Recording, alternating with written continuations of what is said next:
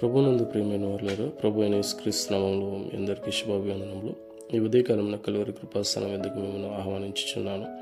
సంఖ్యాకాండము 23వ అధ్యాయము 23వ వచనంలో, నిజముగా యాకోబులో మంత్రము లేదు, ఇశ్రాయేలులో శకునము లేదు.